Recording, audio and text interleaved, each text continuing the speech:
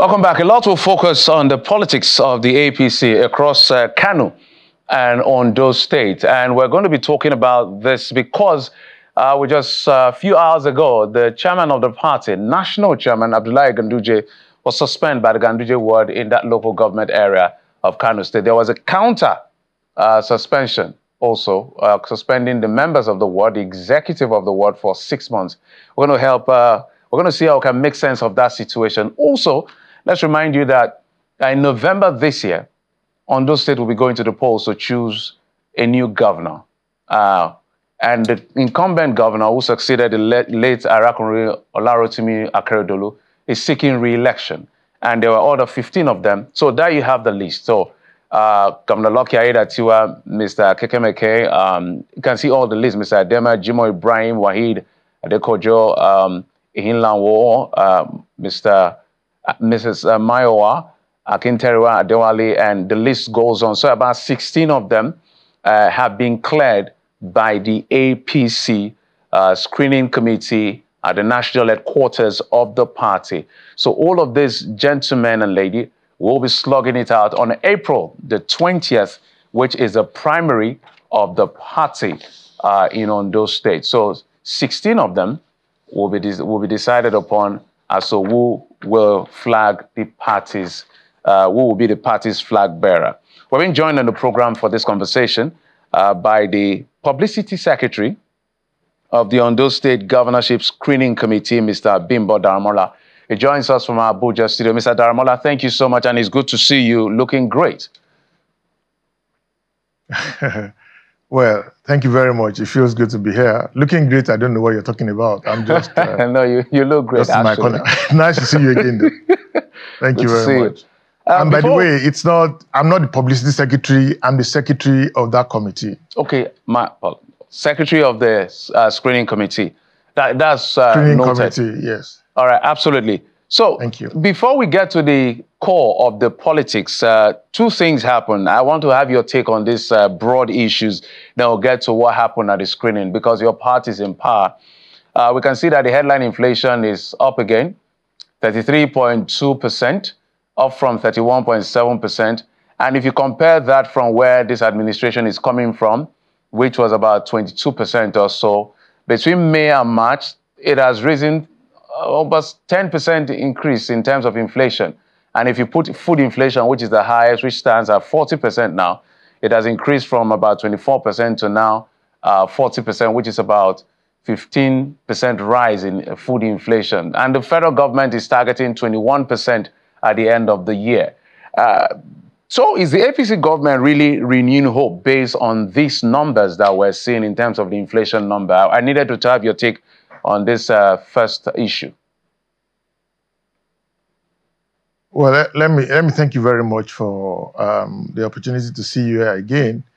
But we've gone back and fro and talking about the response of the economy to what the administration of the Asiwaju Bola Ahmed Tinubu and his government, what they've been doing over the past almost 12 months, or almost 11 months now. I'm also sure that you are aware that pundits, economic pundits, have also alluded to the fact that things will get a little bit on this bumpy stretch for a little bit, for a while. And this is not defensive. There is no way that we can turn the economy and economics of this country into a switch where you press one button, the light comes on, and then you press the same button, the light goes off by the same token. I believe very strongly that there's a lot of war going on economically between what this administration met on ground and the assiduous responsibility to deal with the issues.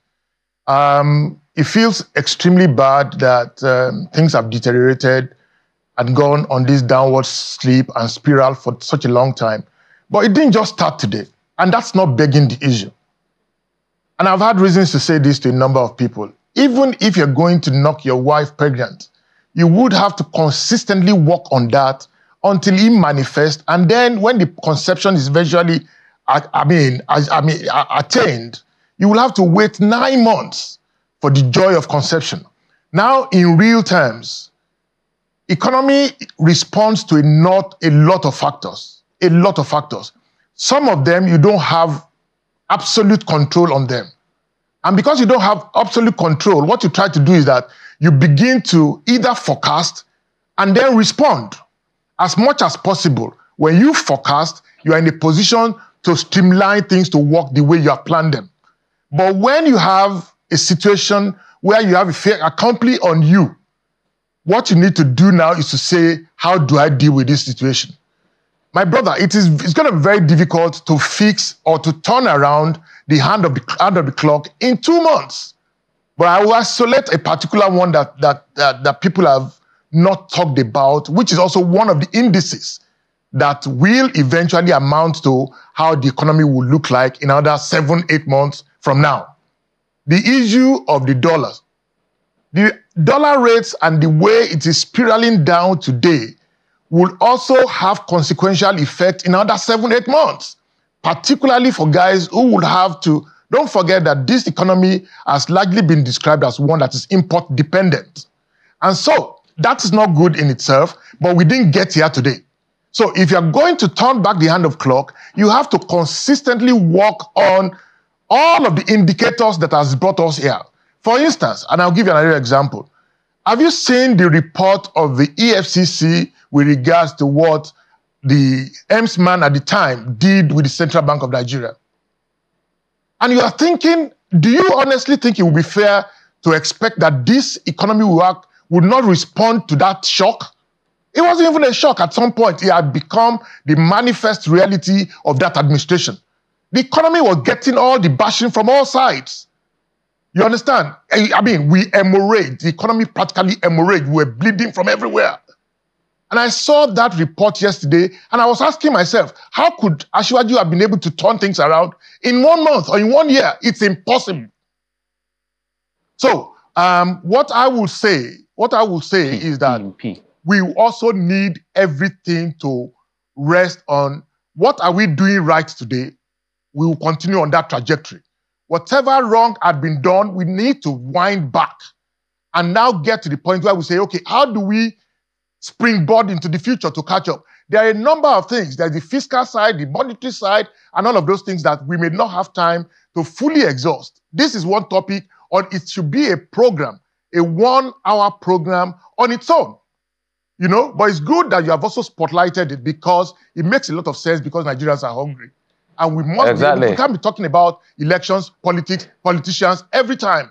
We must also situate everything we do in this context of how does this affect an ordinary Nigerian. And I'm happy that you started with economy.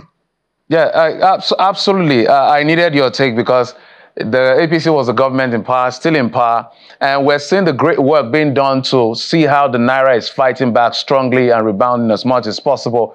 But the challenge, again, I want you to speak to before we leave this issue of the economy is the fact that some people are complaining that the prices of goods and services are not responding drastically as they should. So where is this disconnect? I don't know whether you're an economist, just your comment on it. Okay, let me give you an example.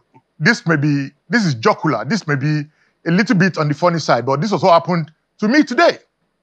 A friend of mine who had for all of the time been complaining about how the dollar to the Naira went all the way to an all-time high of 1,900. And then all of a sudden, today somebody gave him a $100 bill. And he went to Zone 4 to change it. And it turned out that dollar had come to 1,050 and he got angry. The same guy who was hungry and livid because dollar went to an all-time high of 1,900. Now today, somebody gave him a $100 bill and he got angry that dollar had come down to 1,050. Now, the corollary to that is the fact that Nigerians, by our construct, sometimes we could be very unscrupulous. And we must admit that. People who have even stocked, who really have stock, even before now, are saying to themselves that we didn't just buy those products today. We bought those. Okay, fine. I'll give you an example of some guy. All right, just in 30 seconds. Who also, on the side of everything that the president is doing to take the value of the dollar down, or compared to the Naira. But all of a sudden, the thing started hitting home when you see that you have bought X good for that amount of money at a pricey sum of naira, and all of a sudden naira is coming down. You're not going to sell that product all because naira started coming down in 2 weeks. The first inclination is to say that I need to recoup my money. And then begin to adjust your prices to those reflections when you stabilize a little bit. You cannot buy a bottle of water, you cannot stock for 1,000 naira. And then because dollar came down in 1 week or in 2 weeks, you now forget the fact that that product that you're selling, you actually stocked at a very huge cost. All right, Mr. Daramola. So we need to also understand. No, just land on your thought. Just land on your thought so we can jump to the politics. Yes, we need one thing that we must agree in this country is the fact that there is the process of time. Even economics and economists will tell you that everything is conditioned on time. There are no quick fixes here. It's not going to happen. If we've gone through this level of rot and went all the way down, it's going to be a hard work like this administration is doing to come back from ground zero now to be able to build upon it. That's the reality. I'm sure that the economists will be able to respond to all of these questions when we bring them. But I needed your take on all of this because this afternoon, the MBS released those numbers, and we have to speak to it because these are macroeconomic indicators.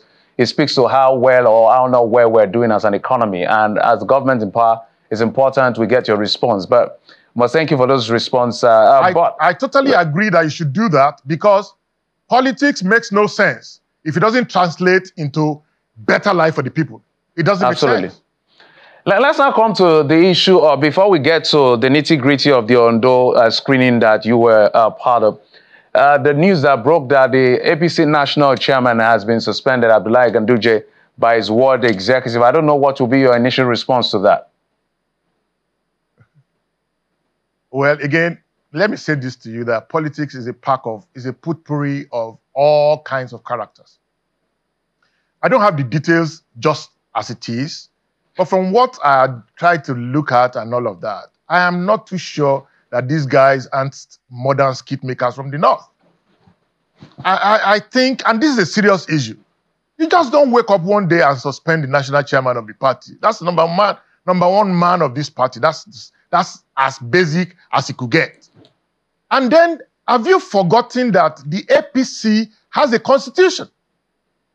And whatever any member gets to do must find accommodation within the principles, within the articles of this constitution. Any other thing you're doing, you're acting a skit or you're on a prank. Article 21 is clear, and from 21 to 21.1 to 21.2 to 21.3 clearly tells you that even if, assuming without conceding, even if there was anything that anybody feels aggrieved about, there are processes, there are procedures, there are this is the ground norm of the APC. And so if your actions don't find expression within this constitution, whatever you're doing, you're just a joke master. I don't know what the details are, but from what I gathered, somebody's talking about, allegations of impropriety against the chairman and all of that. Have you exhausted the internal mechanism of the party to deal with it? So if you have not exhausted internal mechanisms of the party, would you have taken the right decision? And it's unfortunate that our politics has gone to this all-time low. In the days of AD, in the days of UPN, in the days of NPN, I don't know any member of the NPN that will suspend an Adisa Akinloye. However, Mr. Daramola, if I may butt in, so that we build on this and get to the issue of Ondo. This is how we started. We can call past national chairman that it started like a joke like this. We can start with Adams Oshiomhole in your party, EOCHRU in the PDP, Uche Secondos in the PDP. So this may not be taken with kids' glove. Don't you think so? Yes, you know, I was going to wrap up that aspect of response with this caveat. If a blind man says, "I'm going to stone you," a blind man, if he says, "I'm going to stone you," if he doesn't have the stone in his pocket, that pebble in his pocket, he's probably putting his leg on it. You got to be very careful. Where these guys are going to get all of the guts that they need to go all out for the jugular, and then going for the national chairman of the party, well, I don't know where they got the guts. All right. So this is where the caveat is. All right, Mr. Damola, my apologies for butting in, sir. I understand we're due for a break. We're going to come back after this break, and please don't drop your thoughts. We'll pick it up from there. We'll be right back.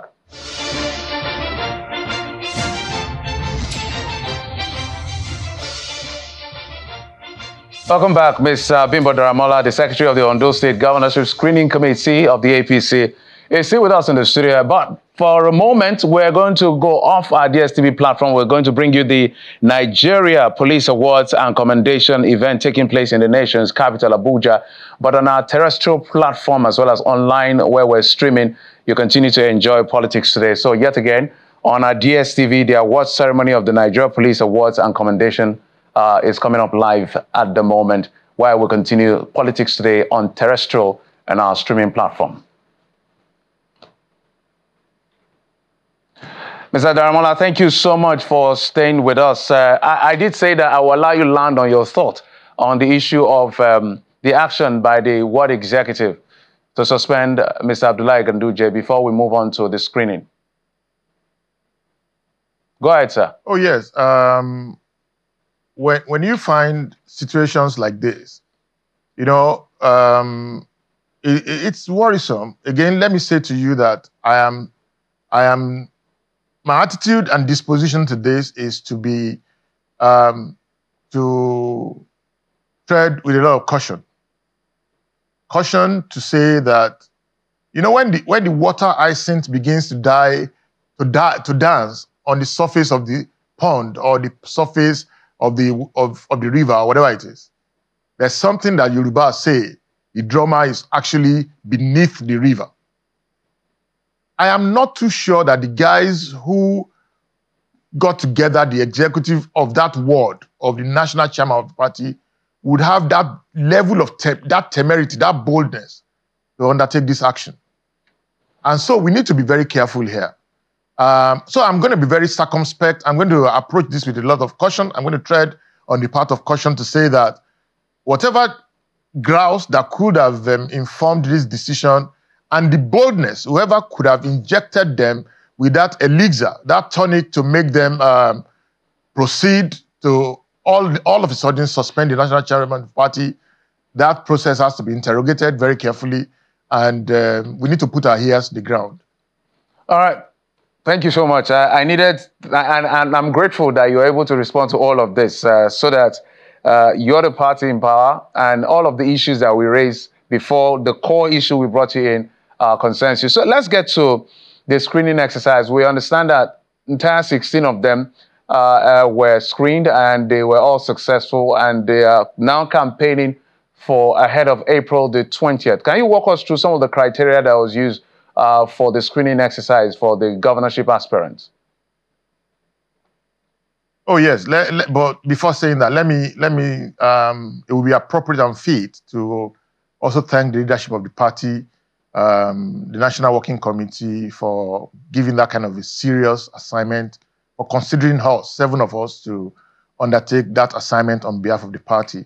And so for me, and by extension, the chairman of the party, the chairman of the screening committee, His Excellency Joshua Lidani, former deputy governor of Gombe State and 2-time senator, alongside the other members, I want to say we're very grateful, and we appreciate the fact that you could count us fit enough to undertake that task. Having said that, the intention of the party to put together, of course, that screening committee also has an expression as an authority, is backed by authority inside the constitution of the party to set up committees, ad hoc committees, and standing committees and all of that. So this is one of the most important committees going to an election, so that the party could first and foremost ensure that every member of the party who has come forward to say we want to run, presenting themselves to run for that election, will also be able to be on the right side of expectations and law, and rules of the party. We don't want a situation, I'm not too sure what the party would be, or any member of any sincere member of the party would like a repeat of the scenario of what happened in Bayelsa State. So this is like, let's dot our I's and let us cross our T's. Let's ensure that all possible loopholes, if there are any, are well covered, so that first and foremost, the aspirants by themselves could be assured that the party is free, is giving them a free and fair platform to run without pointing in the direction of anybody. And then number two, to also ensure that the party does not play cheaply too into the hands of the opposition. Having said that, the parties put together a broad context, that we needed to check every aspirant, potential. Don't forget that these are potential governors, okay? And then we wanted to be too sure. When I say we, I'm talking about the party. The party will want to be too sure, one, that person that is seeking to fly the banner of the party, which is a very sacred privilege to have to fly the banner of the party at the level of gubernatorial election.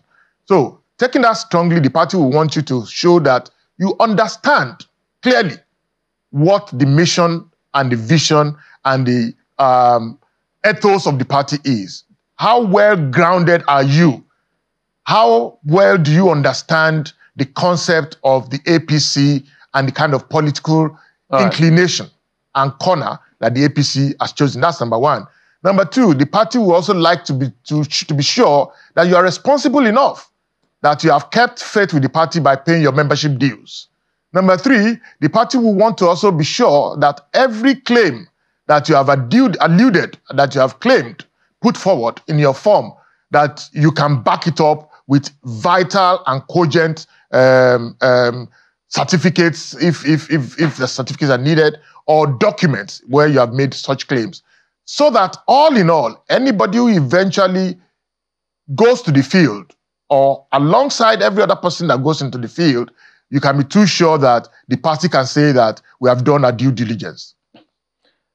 Okay, because the reason why that I naturally asked that question, because we saw things flying around when the Aborigines had endorsed Governor Yedatiwa over Akinterewa and Oke, among other people. There were 10 of them thrown down to 3, and then they were endorsed. After that incident, I had a conversation with some lawyers here that were related to the issues that were complaining or raising aside issues around the governor's credentials, his academic credential. He got certificate in 1982 from Ikosi High School in Ketu, but the school came into being in 1980 and was accredited to do that exam in 1985. Was that an issue that was raised in that screening at all?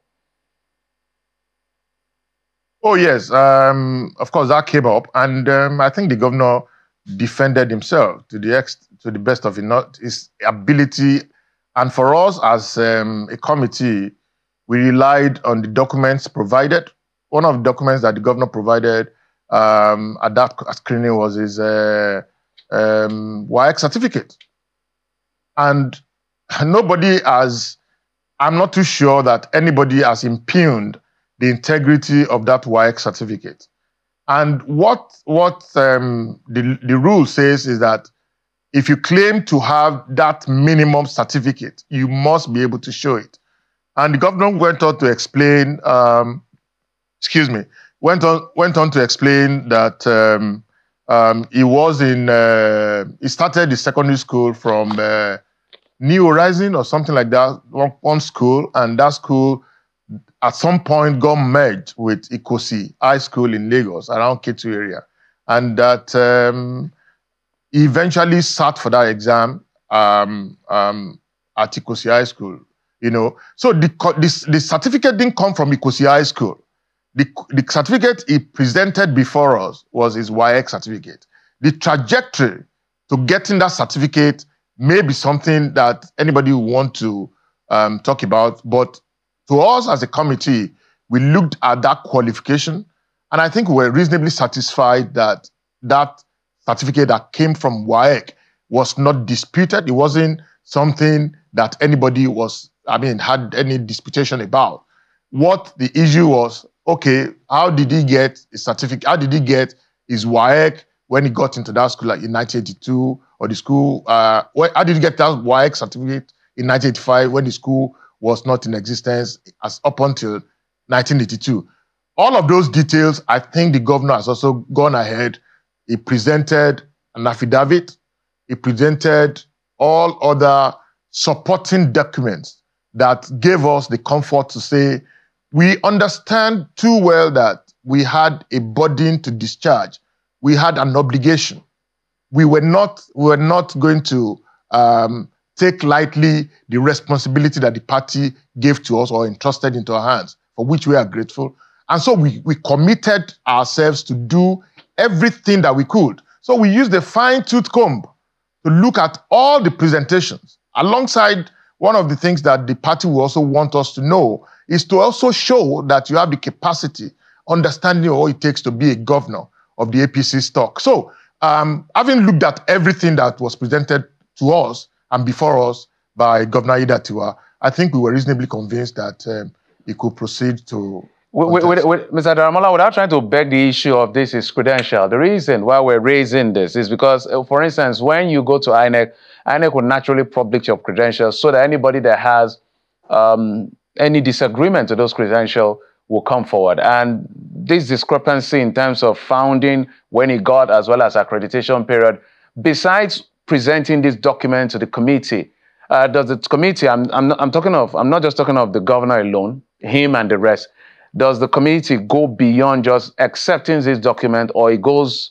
ahead to at least verify whether the authenticity of this document from source, or it just takes it for what they say and what they present? I just wanted to find out. Yeah, before our committee was inaugurated, the party also went the extra mile to put together another committee before ours called the Vetting Committee.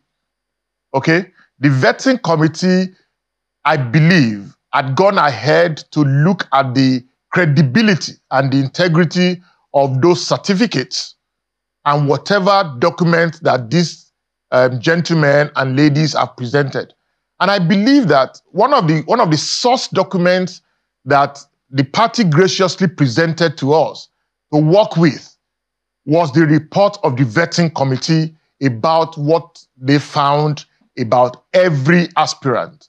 Oh, where an aspirant had missed out his membership certificate or something missing, they pointed that out.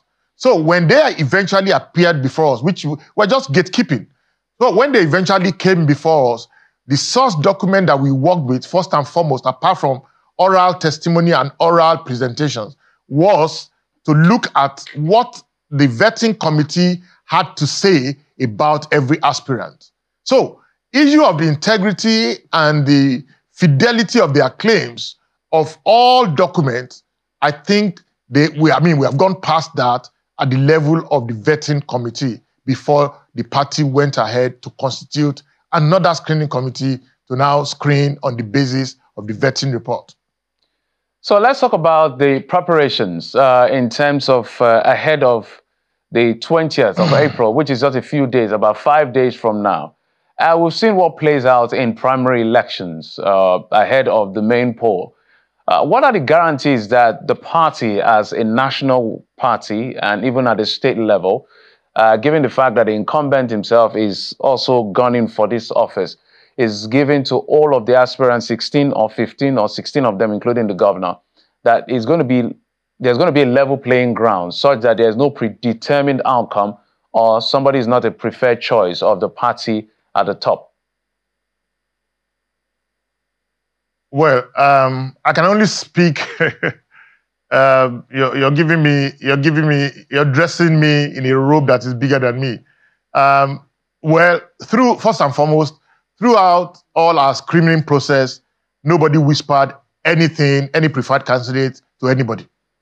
So I want to believe very strongly that the party will hold that to, will be true to that account to say, oh, we're giving all of you a level playing field to contest. Number two is the fact that from what I have seen and from what I think I know, I reasonably would want to give it to the party and the disposition of the party to let everybody, to let all birds fly. I have not seen anything to suggest that the party or the leadership or, yes, there may be people who have preferred candidates and all of that, but the truth of the matter is that thus far, till this moment, I believe that what the party has allowed, has directly showed from every angle of it, is that everybody should go talk to Ondo people, particularly members of our party, the APC, and see and let the will of the people prevail. On the last, as we begin to wind down, I'm sure you have something to tell all of these gentlemen who are, I think a lady is involved, I think just one lady, if I'm to be corrected. No, actually two ladies yes, are involved. Two ladies are involved out of the six. So you have 14 gentlemen and 2 ladies. What will you be telling them to do at the moment as a key member of this screening? You've done your job to screen them, but now it's up to them to talk to the people in terms of how they can garner and appeal to the interests of the people. On the last 30 seconds. Oh, well, I've walked this path before, and what the fate of all 16 of them, first and foremost, only one person will win. It is his own seat that 16 people are jostling for. Number two, I think they should dig down now, dig down deeper, and begin to dot their I's and cross their T's. We're in the closing days of the campaigns running up to primaries, and I believe that a whole lot of them will still have a number of places to touch up, and let their message or messages sink in, let the people understand them for who they are and their capacity and capability to take Ondo State to the next level. I'm sure that people will give a lot of credit to what Arakuni Arotimi Akeredolu had done in that state, and I believe that nobody wants to drop the ball. So Ondo people will be looking forward to the best person who has the capacity, demonstrated capacity, to be able to move that state to the next level. And I wish all of the 16 of them the best of luck, ultimately to ensure that the party keeps that state in the lock and under the barrel of the All Progressives Congress. We must thank you, Mr. Bimbo Daramola, Secretary on the Governorship Screening Committee of the APC. Thank you so much for coming and for explaining to us how these things work behind the scene. We must thank you. Thank you very much.